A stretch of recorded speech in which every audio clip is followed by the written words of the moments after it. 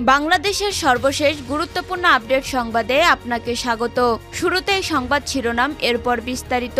শুরুতেই জানিয়ে দিব, স্বৈরাচার পুনর্বাসিত হলে দেশ হবে জল্লাদের উল্লাসভূমি, বললেন রুহুল কবির রিজভী। পতিত স্বৈরাচার আবার পুনর্বাসিত হলে বাংলাদেশ হবে জল্লাদের উল্লাসভূমি বলে মন্তব্য করেছেন বিএনপির জ্যেষ্ঠ মহাসচিব রুহুল কবির রিজভী। সোমবার 7 অক্টোবর রাজধানীর এলিফ্যান্ট রোড এলাকায় ডেঙ্গু প্রতিরোধ গণসচেতনতামূলক লিফলেট বিতরণকালে সাংবাদিকদের কাছে এই মন্তব্য করেন তিনি।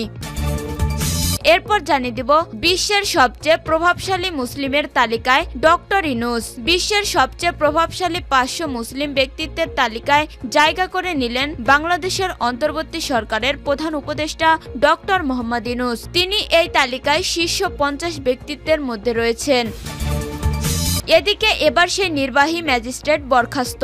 লালমনিরহাট জেলা প্রশাসনের নির্বাহী ম্যাজিস্ট্রেট তাপসী তাবাসসুম উর্মিকে সাময়িক বরখাস্ত করা হয়েছে। তার বিরুদ্ধে চাকরি বিধি অনুযায়ী প্রশাসনিক ব্যবস্থা নেওয়ার প্রক্রিয়াও শুরু হয়েছে।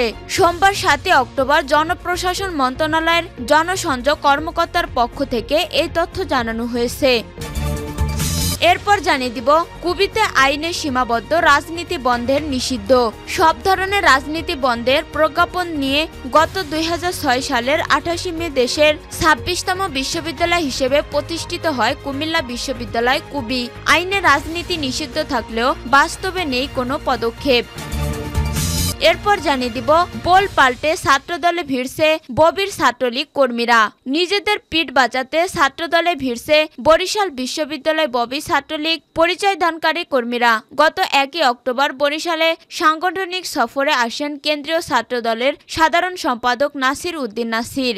এ সময় রাজনীতি বিমুখ শিক্ষার্থীদের সঙ্গে মতবিনিময় করেন তিনি। সেখানে ছাত্রদলের নেতাকর্মীদের সঙ্গে দেখা যায় একাধিক ছাত্রলীগ কর্মীদের।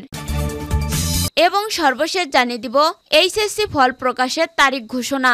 এইচএসসি ও সমমানা পরীক্ষার ফল প্রকাশ করা হবে আগামী 15 অক্টোবর।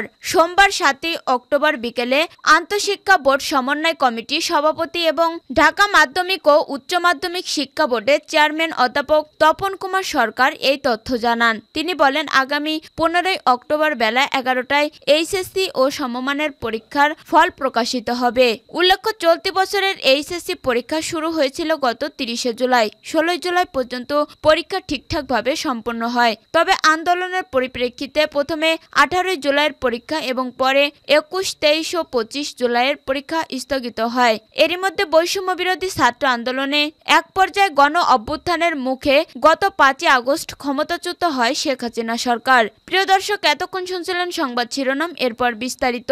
তবে তার আগে বন্ধু, জানিয়ে দিন আপনি কোন স্থান থেকে আমাদের সংবাদটি দেখছেন এবং শুনছেন। জানিয়ে দিন এই সংবাদ সম্পর্কে আপনার মূল্যবান মতামত। আর আপনি যদি আমাদের চ্যানেলে নতুন হয়ে থাকেন তাহলে ভিডিওটি দেখতে দেখতে চ্যানেলটি সাবস্ক্রাইব করে রাখুন, যাতে করে আমাদের পরবর্তী সংবাদগুলো সবার আগে আপনার কাছে পৌঁছে যায়। এবারে বিস্তারিত।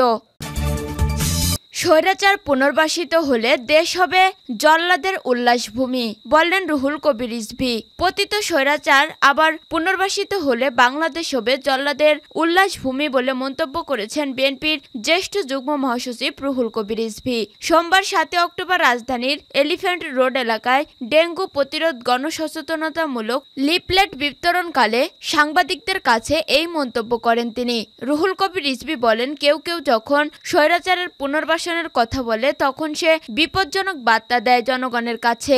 যখন কোনো উপদেষ্টা বলেন তাদেরকে নিজেদের ঘর গোছানোর জন্য, সেটি অত্যন্ত বিপজ্জনক বার্তা দেয়। যারা এতদিন গুম খুন আর আয়নাঘরের সংস্কৃতি তৈরি করেছিল, তারা যদি পুনর্বাসিত হয় তাহলে এদেশের মানুষ ভালোমতো বসবাস করতে পারবে না। এই দেশ হবে জল্লাদের উল্লাসভূমি। এখানে গণতন্ত্র, কথা বলা, মত প্রকাশের স্বাধীনতা চিরদিনের জন্যই গোরস্থানে চলে যাবে।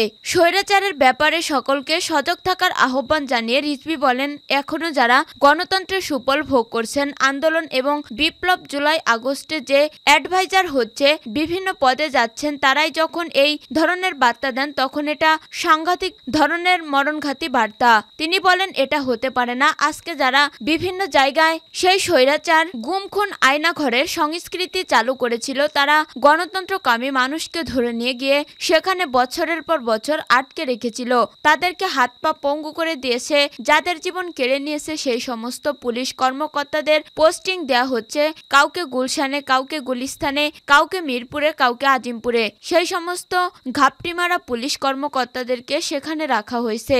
এটাই যদি উদ্দেশ্য হয় এই অন্তর্বর্তী সরকারের, তাহলে ছাত্র জনতার এই আত্মত্যাগের কি হবে?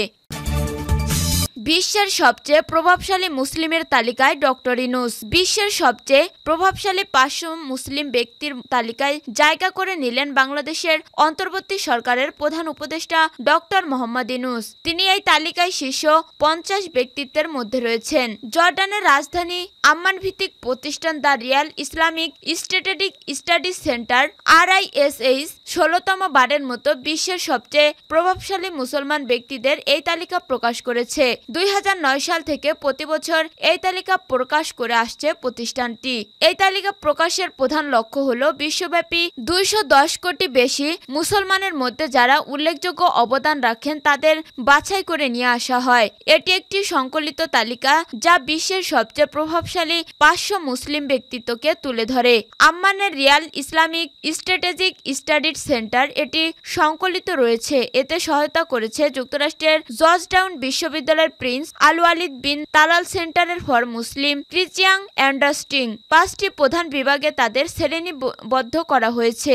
এই বিভাগগুলো হলো ধর্মীয়, রাজনৈতিক, বিজ্ঞান, প্রযুক্তি, কলা ও সংস্কৃতি, খেলা ও বিনোদন। এর মধ্যে ৩টি প্রধান বিভাগ হচ্ছে সামাজিক, ধর্মীয় ও বৈশ্বিক। এসব মুসলিম ব্যক্তির প্রভাব সামাজিক বা সাংস্কৃতিক ক্ষেত্রে প্রতিফলিত হতে পারে। তারা অর্থনৈতিক অগ্রগতিকে অবদান কিংবা ধর্মীয় শাসন ও রাজনৈতিক নেতৃত্বের গুরুত্বপূর্ণ ভূমিকা রাখতে পারেন।